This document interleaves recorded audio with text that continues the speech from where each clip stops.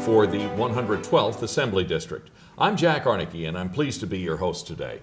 The Chamber's Business Advocacy Council is bipartisan and issue-focused. Today we'll be talking about issues that affect businesses in Schenectady County and around the Capital Region. Jim, thanks very much for joining us today. Appreciate it. Thank you, Jack. It's good to be with an icon of the Fourth Estate and somebody who cares about our community and our government, and appreciate you taking the time to do these interviews. Thank you. I'm enjoying doing them. The big issue, it seems to be, not only here but all over the state, is education. Workforce development, one of the high priorities for businesses because they need a trained, or at least a trained and ready workforce for people to hire. And yet, as you can see with TransFinder in downtown Schenectady, they're just starting a worldwide search for a couple of dozen people. So creating an educated workforce seems to be a priority. There seems to be some concern as to whether the current education system is doing that. Number one, how big a priority is education to you? Well, it's probably at top of the list, number one. If you ask any of my constituents, or a large portion of them, they'll say, look, we don't mind using our taxpayers' dollars to create a great education, but we want to see success. We want to see the scores go up. We want to see the graduation rates go up. And so we've got some work to do in terms of reforming how we provide that educational system. Number one, we've got to close the gap in funding.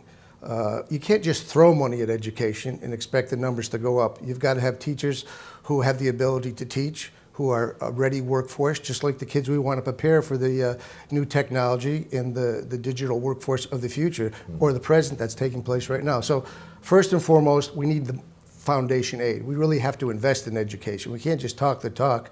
We have to really walk the walk. But number two, and this is extremely important for school districts like Schenectady and other high-need, low-wealth school districts, we have to reform the formula. You can throw all the money you want at education. If you don't change the formula to take into consideration the wealth of the district and the needs of the district, you're going to have that gap between the wealthier districts and the high-need, low-wealth districts. You look at Schenectady, they're getting 54% of the aid they need. We've got to close that, and we've got to close the education gap. That's going to help with the scores. That's going to help with the graduation rates. But there's one other thing, and that's autonomy. We have suburban school districts, urban school districts, rural school districts. Even in those areas, there are differences of needs within those school districts in those specific areas. The individuals who know how best to spend their money are not the bureaucrats or the elected officials or even the regents over there at the Capitol. They're the school boards, they're the administrators, they're the individuals involved with the schools in their local communities. We have a formula that has 15 to 16 different, and we'll talk about this more, mandated niches where school districts have to spend money. It's a cookie cutter. One school district is not the same as every other school district. We've got to provide that autonomy for those school districts, those administrators, those who run for office and do so because they care about their school districts, to be on their school boards, can use that autonomy to do best what they know how to do with the money and the needs of their school district. One last thing, we have a tremendous brain drain in New York State, and we don't have a brain gain. I've got a proposal, a piece of legislation. Kids are looking at the property taxes, regressive. They're looking at the inability to have opportunity in this economy. We want them to stay in New York. I got a bill that says if you'll stay in New York after you graduate from college for 5 years, we'll give you a $250,000 tax credit on your income, up to $50,000 for 5 years. Why is that a good idea? It's a good idea because they'll buy a house, they'll get married, they'll start paying a mortgage. After 5 years, they'll stay 30 years, provide that education they've had, maybe develop a business, create more jobs. They'll be paying taxes for the next 30 years. What I'm talking about is incentives to stay in New York, build small businesses, create jobs. So it is a number one concern. It is a priority for our constituents. They don't mind spending for it, but they want to see success. And I think success can be evaluated by how we treat those three things I talked about. And would that last proposal you talked about be conditional on a state university, or is that any college? I would say any college. We have to provide them. I went to Union College in Schenectady, New York. It was $5,000 a year now. And, I played a little basketball. When I tell people now, I played hockey at Union College. Of course, they're the championship hockey team in the nation. But it's $55,000 now. I think if somebody invests $55,000 a year to get a great education in a private or public school, we should give them an opportunity to stay here. They're both great educations. What do you think about Common Core?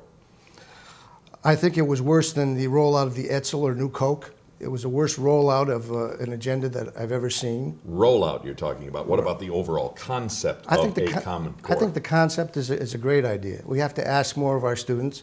We have to ask our teachers to provide the best education they can.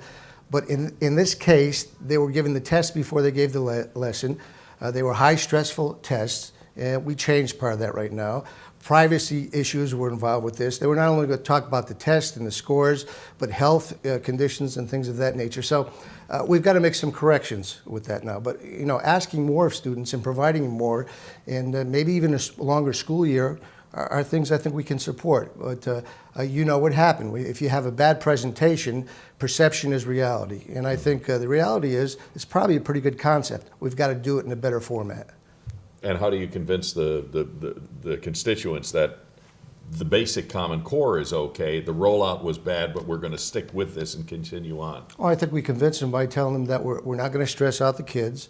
We're not going to have one size fits all in terms of these curriculums. I'm one of the few elected officials, there's some out there, who actually had a job as an educator for 9 years. I taught kids with learning disabilities. I developed individual education plans for kids.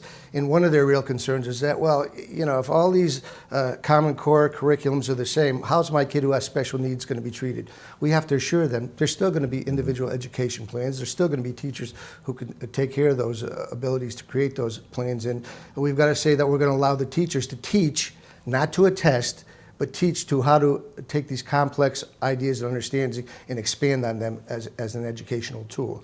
And that's discussion and getting them involved. This kind of came out of the clouds from the federal government. I think one of the real concerns is teachers, educators, school boards, administrators, and the public. Moms and dads didn't have that much input.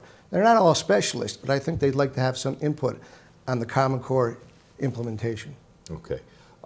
As far as gap elimination is concerned, you had talked about Schenectady only getting 54%. There's a district down in Long Island getting 110%. I wonder why that happens. Well, you tell me. Well, there's a guy named Dean Skellis. He's the majority leader. There's a man named Sheldon Silver. So it's politics. Well, this brings me up to a point I want to get in before this whole interview is over. We need recall in New York State. You saw this Moreland Commission, Jack.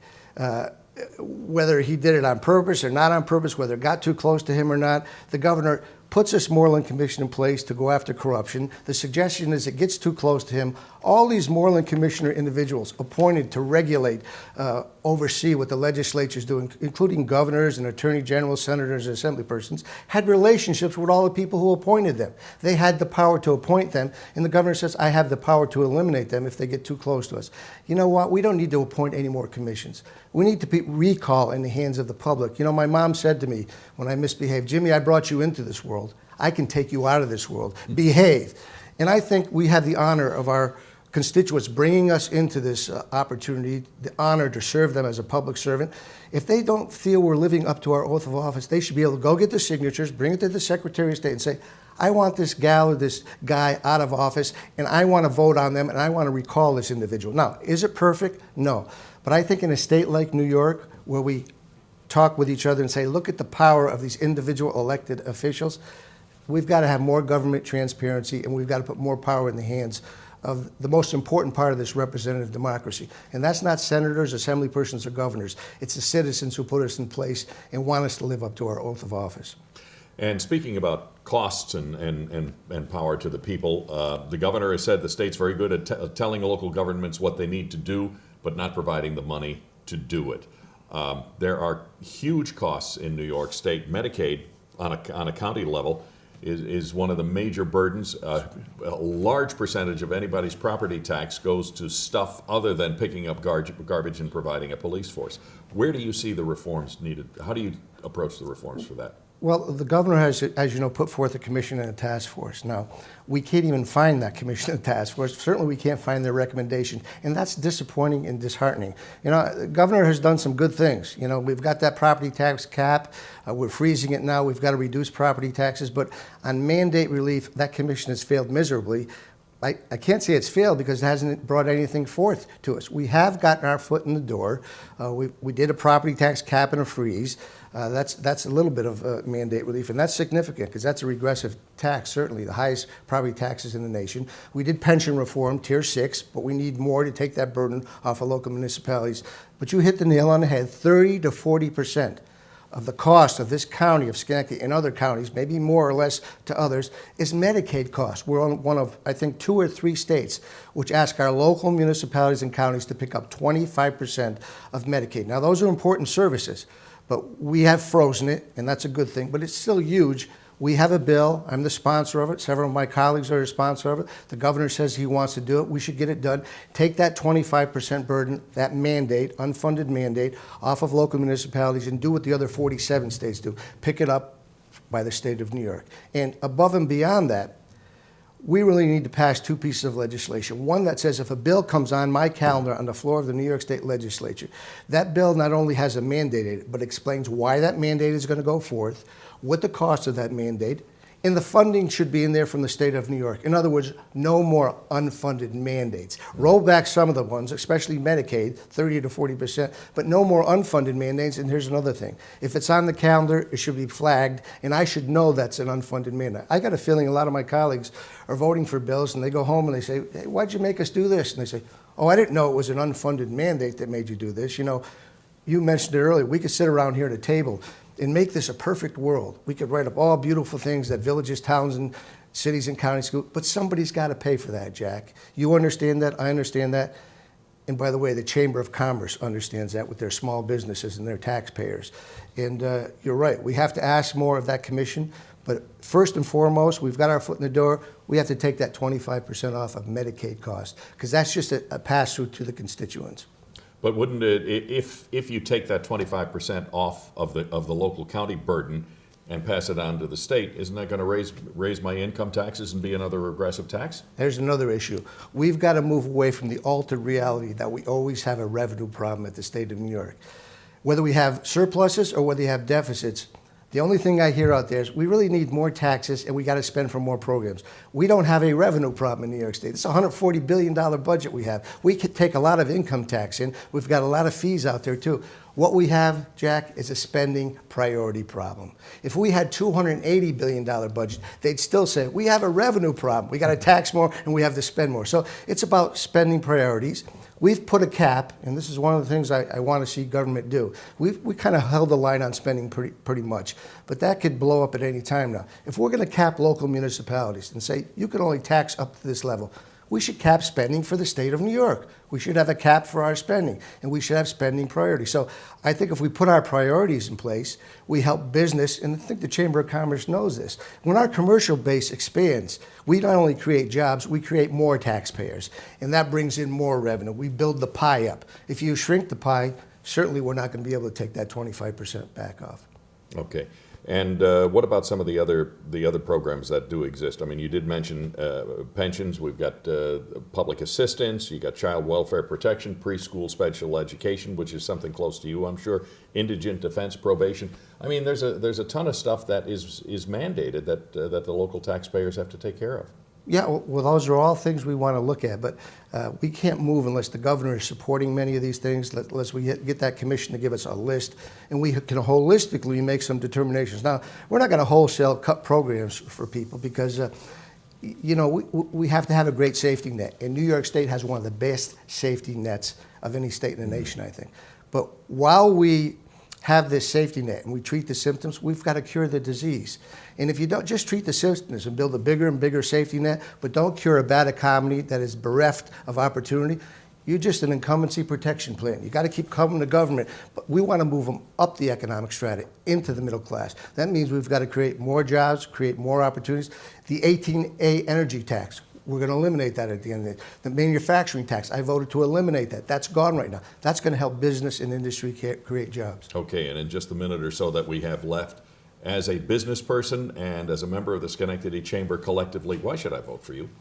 Well, you know, I'm honored to represent the 112th Assembly District, and I'd be remiss if I didn't thank them for giving me that opportunity.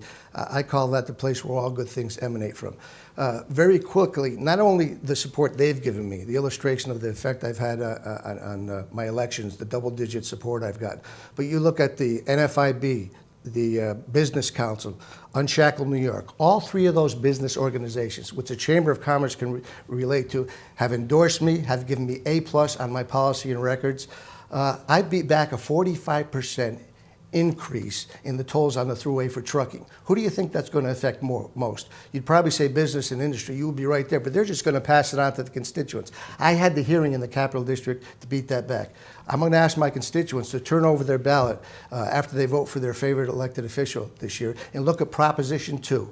I shepherded through a $53 million savings. We're going to go digital, move into the 21st century in the state of New York because I sponsored, I authored, I debated on the floor, and we're going to remove the paper, the ink, the waste. We're going to protect our forest lands. Mother Nature and Mother Earth are going to smile when we pass that piece of legislation. Our founding fathers were smart. We have to have the bills on our desk for 3 days. Nancy Pelosi was wrong. You should read the legislation before you pass it. They're right. They never thought about websites and computers and the new technology. We're going to move into that new technology because Assemblyman Jim Tedisco authored that and got it through. $53 million of savings a year.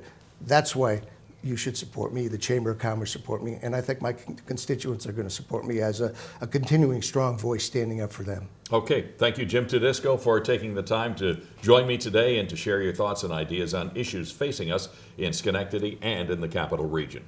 To see interviews with candidates for the New York State 46th and 49th Senate District, 110th, 111th, and 112th Assembly Districts, and New York's 20th Congressional District, please visit www.schenectadychamber.org. And remember to vote on Election Day, Tuesday, November 4th.